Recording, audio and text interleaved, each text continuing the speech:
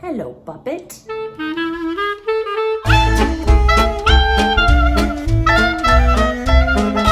Hello, and welcome to another video. My name is Heather, and as always, I'm reading with a vengeance, and as always, I hope you are as well. Today, I did it. I did it again. I went down that rabbit hole. I have previously done a video where I looked up my favorite books, some of my favorite books, and then read some of the one-star reviews. And if you haven't done that by now, it can give you hours and hours of entertainment. So I did it again and help myself. And so I have for you today 5 more books that are some of my favorites that some people didn't have quite the same feelings as I did. I really enjoy doing this. I think it's funny, I think it's entertaining, and it's also very humbling, because when you have a favorite book, as I said before in my other video, you have a favorite book and you think everybody loves it, and that's just not the case. But this kind of brings me down to earth. But for you, I hope it's fun. The first book I want to talk about is The Prince of Tides. Now, this was published way back in 1986, but they made a movie out of it starring Nick Nolte and Barbra Streisand. I thought the movie was fantastic. I ended up seeing the movie before I read the book, but I loved the book. I absolutely thought it was just one of those books and stories that stays with you forever. And it follows the Wingo family in the Deep South, specifically Tom Wingo and his sister Savannah. And it spans about 40 years. Tom and Savannah, and I believe their older brother Luke, are the children of a fisherman and his wife. And the fisherman is, the father is an abusive alcoholic. Their mother is someone who wants to be a part of the social scene. And so it talks a lot about their childhood and the struggles that they endure. But then it also talks about a night something terribly tragic happens, and they all handle it in different ways. And fast forward years later, when Tom and Savannah are adults, Savannah has attempted suicide several times. And this last time she survives, obviously, and her psychiatrist, Dr. Lowenstein, calls Tom and says, you need to come and you need to help with her recovery, because the reason she keeps trying to end her life has to do with this thing that happened when they were kids, and you need to help her through it. And so it goes back and forth between their childhood and the struggles that Tom is having as an adult, and Tom continues to see Dr. Lowenstein on his own, and secrets come out, stuff that he hasn't faced either. He's just dealt with them differently. Obviously, trigger warnings with this book. So let's get into the reviews. Needless to say, I gave this one 5 stars. Here we go. This book has the special distinction of being the very worst I have ever read. However, it holds a dear place in my heart for its ludicrous descriptions of food, which never failed to make me nauseous with laughter. Lowenstein. If you know, you know. The only reason I finished this book was so I could write a scathing review of it. Look, it was great fun to hate Conroy, but it was an act of self-care to drop him. What a massive, bloviating chunk of hooey. Bleck. Bloviating? Is that a word? Bloviating. Talking at length, especially in an inflated and empty way. I tried. Forced myself to get halfway through. Waste of time. Update. Made myself finish it. Still a waste of time. Finished this book in one sitting. Sadly, page 24 is where I stopped. Finally, this book was disappointing because it seemed to start well and then soon became predictably unpredictable. Think Jodi Picoult. What? You shut your mouth! The next book is The Pillars of the Earth by Ken Follett. I absolutely love this book. If you read the back of the book, you're probably going to be like, why would anybody want to read this book? It takes place in 12th century England, and it's the monk's journey in building a church. Yeah, it doesn't sound like much, but let me tell you, this reads like a soap opera, and it's fantastic. There's a bunch of different characters. There's the bad guys and the good guys. It's fantastic. I won't get too much into the detail. There's really not much detail.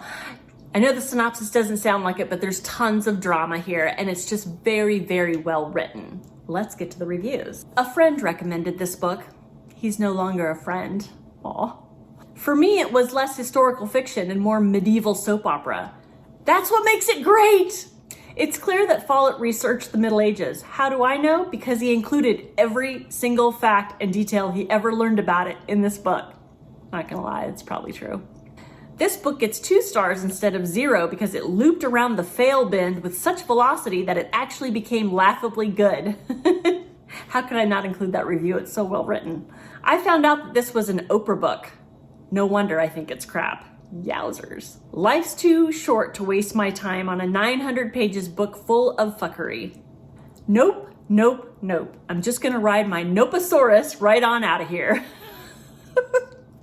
And finally, the only character development was one of the characters developing gout. Ah, painful. The next book I want to talk to you about is The Girl with the Dragon Tattoo by Stieg Larsson. The opinions on this one's also very polarizing. The problem that a lot of people have with this is just getting into it, and I'm not gonna lie, it took me 100 pages, and I don't even know why I stuck with it for the 100 pages, because the first 100 pages are painful. A lot of like business type jargon, but it's super necessary and it makes sense. But once you get past that 100 pages, this book and this whole series I loved so much. So fun. And both the movies, the Swedish version of the movies, I think they did all 3, I want to say, and they've only done 1 in America, but I thought they were both really, really good. If you don't already know, so this basically follows a journalist, Mikael Blomqvist, and he is dealing with a libel charge, and so his reputation, he's an editor of a major magazine, I believe in Sweden. It's been many years since I read this. He's charged with libel, and so his reputation is on the outs. For whatever reason, he is asked by this eccentric man whose niece or sister has been missing for many, many years. Like 40 years ago, a family member has gone missing, and he wants Mikael's help to try to find out what happened to her. So it's a cold case. And for reasons I can't remember, Mikael is helped in this endeavor by a misfit, if you will, Lisbeth Salander. And she is a young girl, troubled girl, but genius, especially at research and computer hacking. They get together to solve this mystery, and it is fascinating, and I absolutely loved it. There are people who did not. Oh, I also want to give a full disclosure here too. Trigger warnings on this book. There's a pretty brutal rape scene in this book. Most of the bad reviews, no judgment here, most of the bad reviews are because of that rape scene.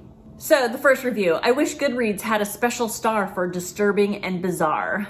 Won't argue with you there. This book is like the Da Vinci Code in Sweden with a little less Jesus. That is not a compliment. Oh, this one's kind of a long one. Holy tree killer, this book should be ashamed of itself for being a complete waste of paper, and the person who translated this should be even more ashamed of himself. And don't get me started on the mystery. Okay, you know what? The hell with the mystery and the donkey it rode in on too. The only mystery of any interest here is how on effing earth this trilogy did as well as it did. Because it was good. I'm thinking reading bus route pamphlets would be more riveting and spellbinding than this book. Maybe in the first 100 pages. The movie was better, but only because it goes by faster. It's fair. The most compelling mystery is how this became a bestseller. And finally, I know the Da Vinci Code hadn't yet been written when Stieg Larsson was in elementary school, but when his first grade teacher asked him what he wanted to be when he grew up, I'm pretty sure he answered the Swedish Dan Brown. Gosh, wipes out 2 books and 2 authors in one fell swoop. The next book I want to talk to you about is the story of Edgar Sawtelle. I have talked about this book before, I believe in my video for books for animal lovers. Really quickly, this follows obviously the story of Edgar Sawtelle. He is a young boy, he's born mute and he communicates by sign. His family trains a fictional breed of dogs on their farm. After the sudden death of Edgar's father, Edgar's uncle comes into town and kind of insinuates himself in the family, and Edgar tries to prove that Uncle Claude, I believe is his name, had something to do with his dad's death, and it backfires, and Edgar's kind of forced to leave the home, and he leaves with 3 of the yearling dogs, and it's kind of a coming of age story in his adventure and journey with these 3 dogs on his own as a young mute boy. Another disclosure here, I did not like the ending of this book. I still gave it 5 stars. I was totally invested in the characters. I loved the writing. I loved the story. I loved everything about it except the ending. And to be fair, a lot of the bad reviews had to do with the fact that it was not a good ending. So full disclosure there, but still just, I found a wonderful book. I threw this book on the ground and screamed at it when I finally, blessedly, reached the last wretched page. If you are more interested in reading about a phantom tornado or the landscape of Wisconsin for 20 pages instead of getting any insight into character motivation or development, you should totally read this book. I barely have the will to write a review. I finished the book literally an hour ago and it has completely sucked the life out of me. This book should be called The Depressing Story of Edgar Sawtelle. Only a fool would write an unhappy ending to a dog book. Dean Koontz knows better. If you know, you know. This starts with a very popular quote when it comes to reading. Outside of a dog, a book is man's best friend. Inside of a dog, it's too dark to read, by Mark Twain. I wish I had been inside of any one of Edgar Sawtelle's dogs so I hadn't wasted my time reading this one. I thought that was a brilliant review. Kudos. And the last book I want to talk to you today about was painful for me because this is a beloved book, not just by me, but by many people. And it was a BookTube darling for at least last year, possibly the year before, and it continues to be talked about, and that is The Song of Achilles by Madeline Miller. This was easily in my top 5 favorites of 2021. I can't remember, it might have even been in my top 3. Absolutely loved it. If you don't know, this is a kind of a retelling of the Iliad-ish, but it follows Achilles and Patroclus, and it tells the story of their relationship to each other. It's just beautiful. It's beautifully written. The story is beautiful. I was sobbing at the end of it. Absolutely loved it. Easy 5 stars for me. These people are not my friends. I am going to disagree with thousands of Goodreads reviewers. This book is crap. If I wanted to read about the most useless, passive, and boring narrator being in love with this attractive golden god, dude with no personality, and when he does have one, he just turns out to be a selfish prick, I would reread Twilight. Seriously, can Patroclus be any more of a Bella? Is that Chandler Bing writing that?